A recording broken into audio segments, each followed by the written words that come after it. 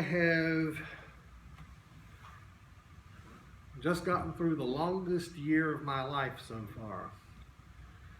And I don't recommend it for any of you who haven't yet gone through it, but if you haven't, you will.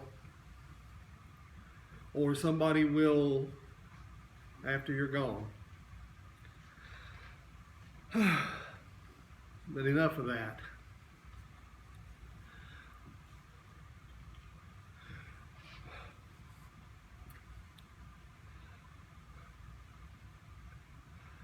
I discovered a book this past week called something like Jesus Through Middle Eastern Eyes. And it was, in a lot of ways, it was an eye-opener. And so some of what I say today will have its seed in Dr. Kenneth Bailey's Jesus Through Middle Eastern Eyes. And some of it will, of course, have a more Quaker slant and be more directed at where precisely we are. From the 18th chapter of Luke, starting at verse 35 and going on to chapter 19, verse 10, if you want to look it up when you get home, Mary.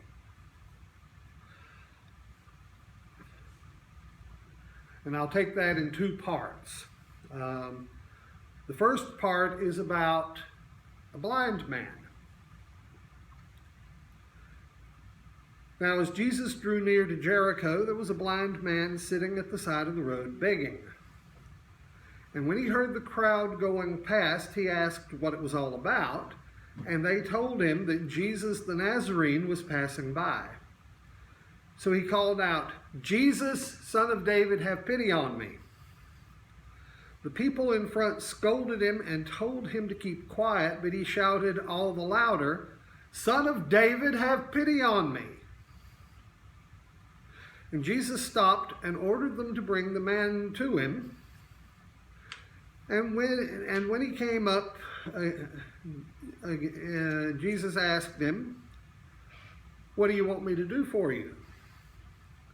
"Lord," he replied, "let me see again." And Jesus said to him, "Receive your sight. Your faith has saved you."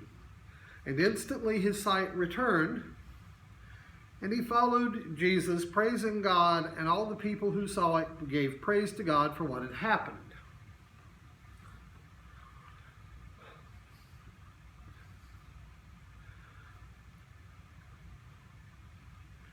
Did it ever occur to anybody to wonder where that crowd came from? Most of them were probably local. So, Jesus was coming to town. They had a very short window of advance notice. The messianic pretender is on the way. This man might be king next Passover. So, of course, the town got, the city of Jericho, which is below sea level, and which is a good deal warmer in late March than Jerusalem is, because Jerusalem is up on a mountaintop, half a mile high. The people of Jericho all got ready to welcome him because, he might be their next king. And it never hurts to get on his good side while you still can. And there's a blind man there. Now, apparently in the East, beggars are part of the local economy. And they serve both an economic function and a social function. You are enjoined to have compassion for the poor, but what if there aren't any poor near you? So anybody who has a visible disability, and they have to be able, apparently they have to be able to see it. You're missing half an arm, or you're missing a leg, or you're blind because your eyes don't move around following, the stimuli the way normal sighted people's eyes do. So everybody, even in town, even if they didn't know who this blind man was, they could tell what he was. And it was he was there to make them feel good, because they had fulfilled, one of the commandments. As the Jews still say, it's a mitzvah. It's a good, you have to do it. So he calls out to Jesus when he finds out that's who it is.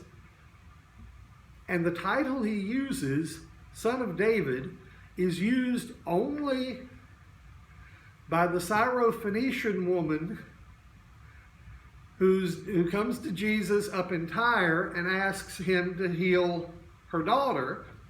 And Jesus says at first to her, "It is not proper to take the children's bread and cast it to the puppy dogs."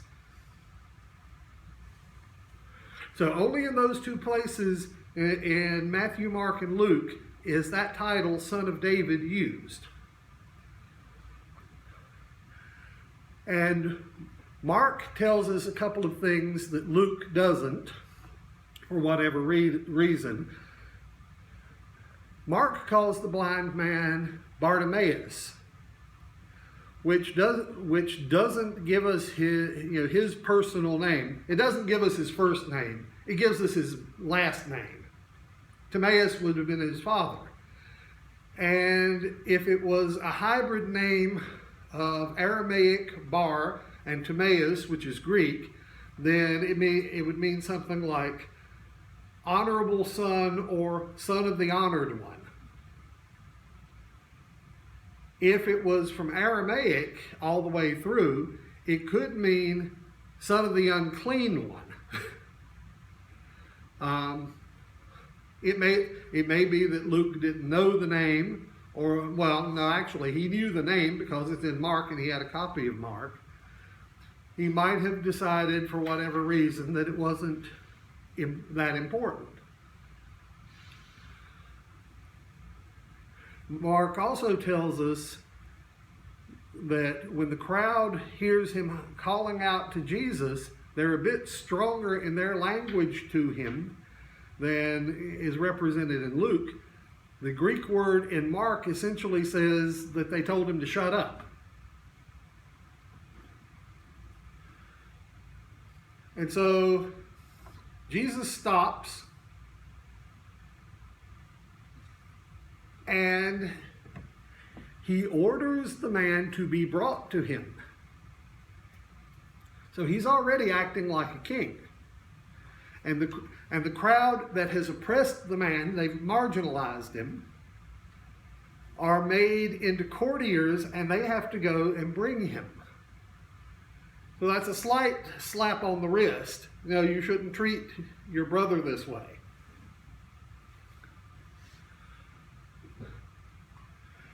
And then Jesus asks him what he wants.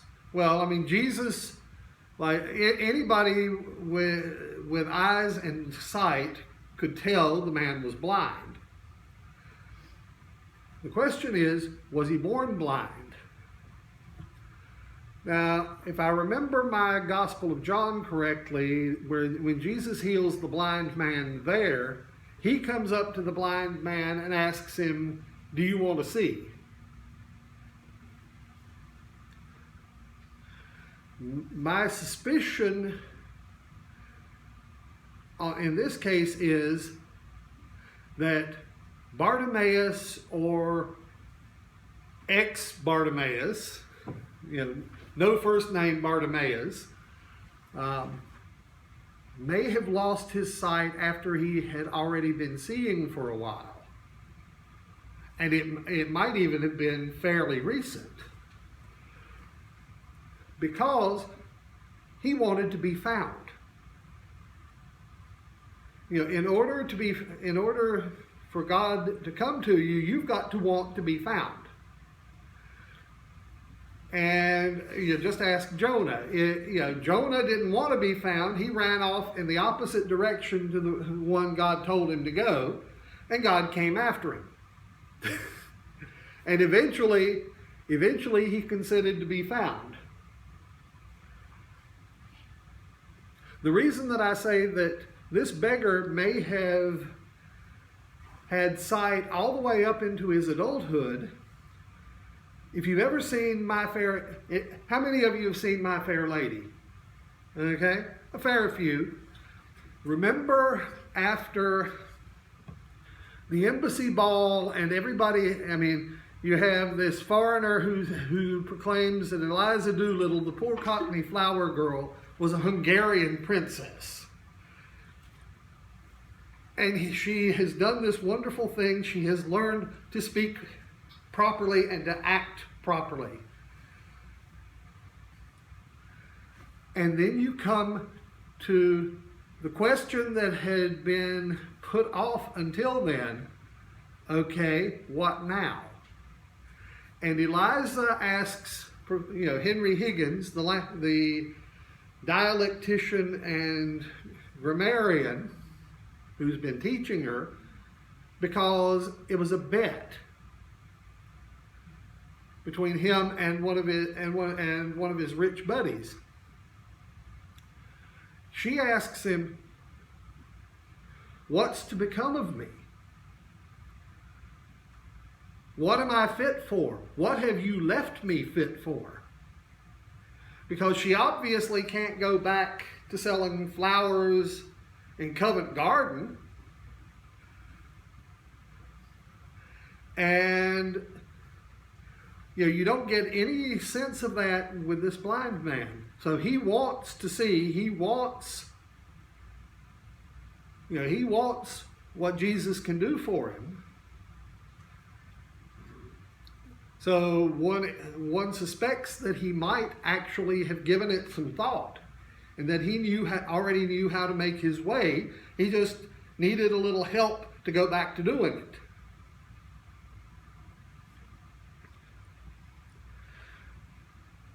So Jesus heals him, tells him that his faith has saved him,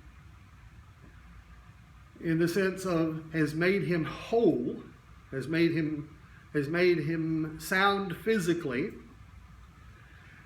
And everybody goes on rejoicing. And the man falls into the crowd. So he goes into Jericho and goes through it. Apparently he wasn't going to stop there. But he gets on the outside of Jericho, and then this happens. He entered Jericho and was going through the town when a man whose name was Zacchaeus made his appearance. He was one of the chief tax collectors and a wealthy man.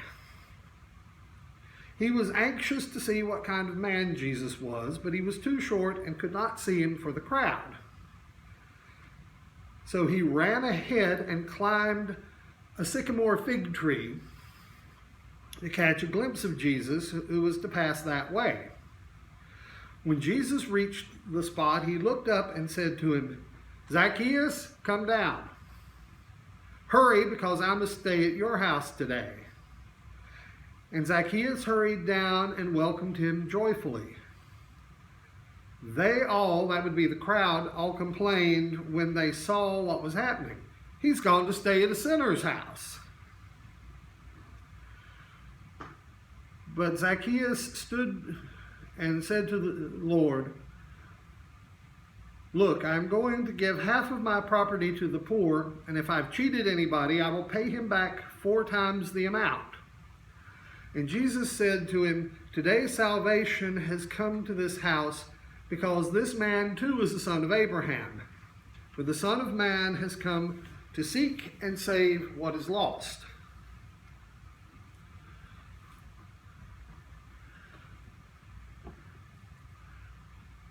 How many of us remember the little song that was a staple of Sunday schools about Zacchaeus being a wee little man? Yeah. I remember there was a song. I don't remember what the song is. Mm-hmm. Well, it was probably old when I was your age, Ollie.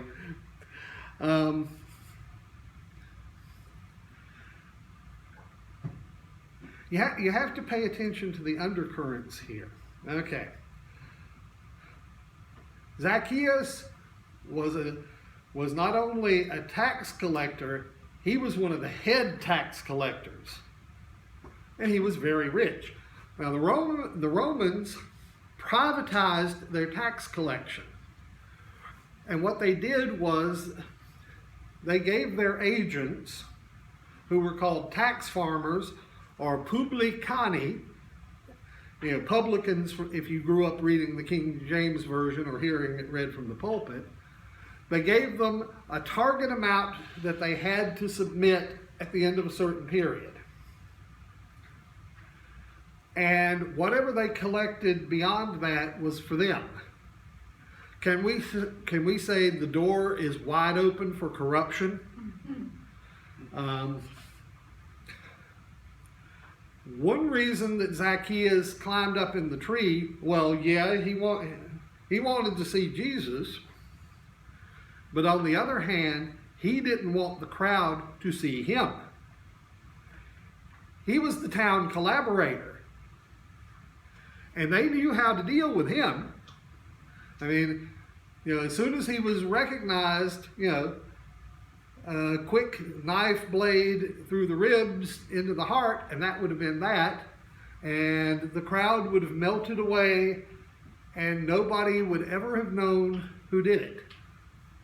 He was probably afraid, justifiably, that they would have killed him. It's not quite as innocent as we think of from our Sunday school days in youth. And he climbs up into a sycamore fig tree. This is the same sort of tree that the prophet Amos would dress, because in order to speed the ripening of the fruit, you would slash at it. Eat the tree. Mm-hmm. You would slash at the fruit, and it would ripen better.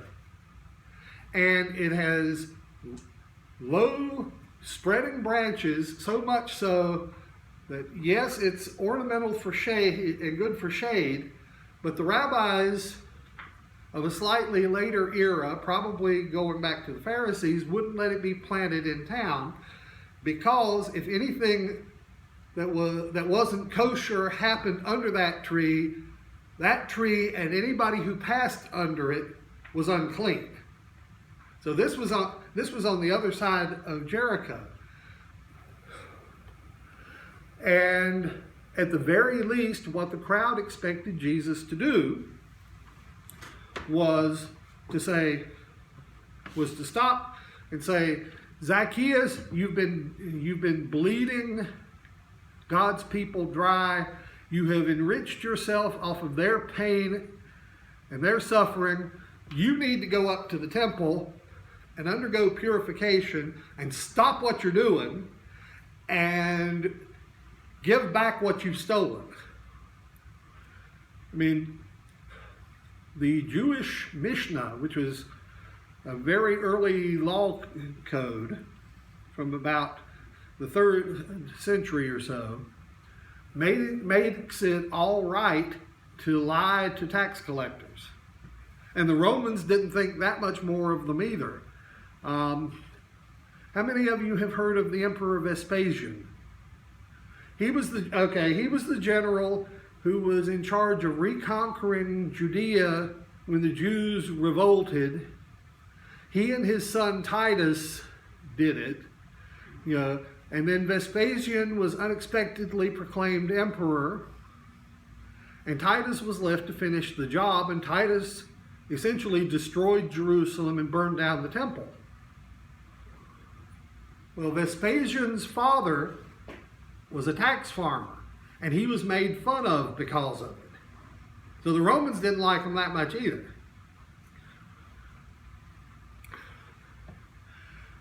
And instead of, giving Zacchaeus the rebuke that the crowd expected, Jesus gave him a costly act of love. I mean, he wouldn't have needed to have been supernaturally endowed in order to figure out who it was. As soon as Zacchaeus was known to be there, people would have started muttering. And to use an expression from somebody I used to work with, they were calling him every name in the book except a child of God. Because he was at their mercy now and not the other way around. And Jericho was a frontier town as it is now, because on the other side of the Jordan River was actually a foreign country. It was part of the tetrarchy of Herod Antipas, the one who had John the Baptist beheaded. And it was the center of both the fig trade and the balsam trade. And the balsam trade was a lot of money. So that's one of the ways Zacchaeus got as rich as he did. And instead of accepting the town's hospitality, because they would have chosen somebody who would have brought honor on them, the richest man in town, the most prominent man in town, would have been given the honor of extending hospitality to this man Jesus. Instead, he goes to the town collaborator. And so the hostility that the crowd had for Zacchaeus was put onto Jesus. And it's clear from the Greek verb that he's going to stay the night there. He hadn't planned to stay, but he changes his mind as soon as he knows Zacchaeus is up that tree. And Zacchaeus has already done two things that are beneath his dignity as the chief tax gatherer. One is he was running. The second was he climbed the tree. Children do those things. Important grown men do not.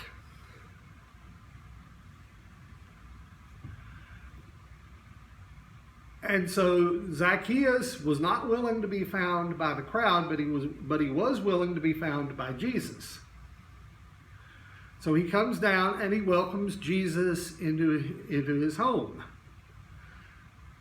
And he promises to give half of everything that he has to the poor and to restore anything that he has taken wrongfully at a 4-to-1 value. Okay. Was this literal? No. Because if you do the math, as soon as the money and wealth that he has stolen over the years comes up to 13% of what he has left, you multiply that times 4, that's 52%, plus 50%, that's already more than he had. The reason that it was exaggerated was so they'd know he was serious.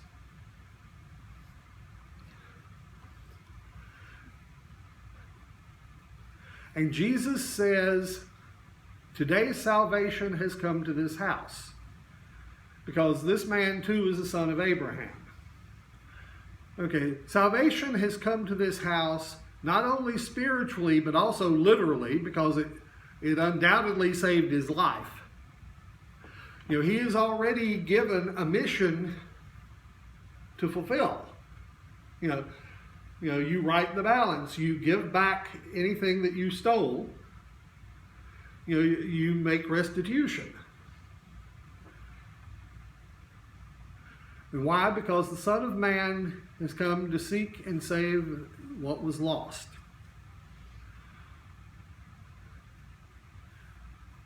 Now, when it comes to us, what are we willing to be found by God in relation to? What are we willing to do in order to bring God's grace not only to the oppressed, but also to the oppressor when the situation arises? What are we willing to do to go forward into the future?